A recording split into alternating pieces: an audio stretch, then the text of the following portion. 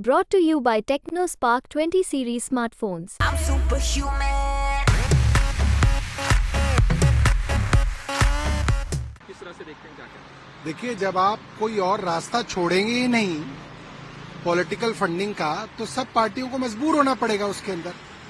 मगर ये कानून बनाया किसने? भारतीय जनता पार्टी ने। दूसरी बात, कांग्रेस के पास ईडी या इनकम टैक्स तो नहीं है कि इनकम टैक्स का छापा पड़ता है, ईडी का छापा पड़ता है और कंपनियां इलेक्टोरल बॉन्ड बनाती हैं।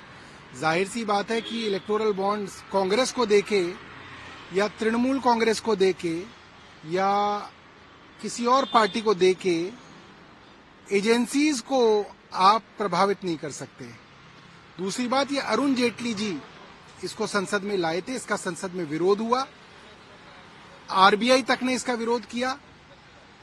उस वक्त इसके बारे में कहा गया था कि इससे ट्रांसपेरेंसी कम होगी। आरबीआई के उस वक्त के गवर्नर ने तो ये भी कहा था कि इसके अंदर जो है डिजिटल, पूरा का पूरा डिजिटल होना चाहिए, इसके अंदर जो है ये फिजिकल बॉन्ड नहीं होना चाहिए। मगर केंद्र सरकार ने ना मानते हुए ये काम किया है और जिस तरीके से छुपा रही है केंद्र सरकार, कोर्ट में भागती हुई नजर आ रही है, इससे पता चलता है दाल में काला है। मुख्यमंत्री का बयान आया महाराष्ट्र के मुख्यमंत्री का कि ये जो रैली हो रही है ये काला दिवस है यहाँ महाराष्ट्र के लिए।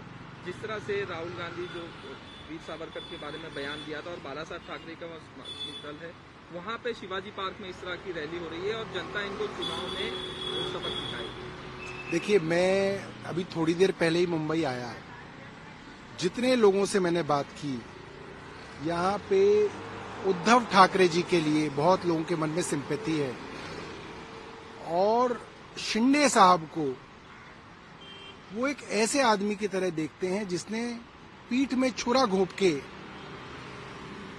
बाला साहब को भी धोखा दिया।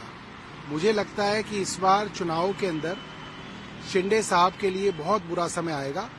वो बड़ी बड़ी बातें तो कर लें मगर पब्लिक उन्हें माफ नहीं करेगी।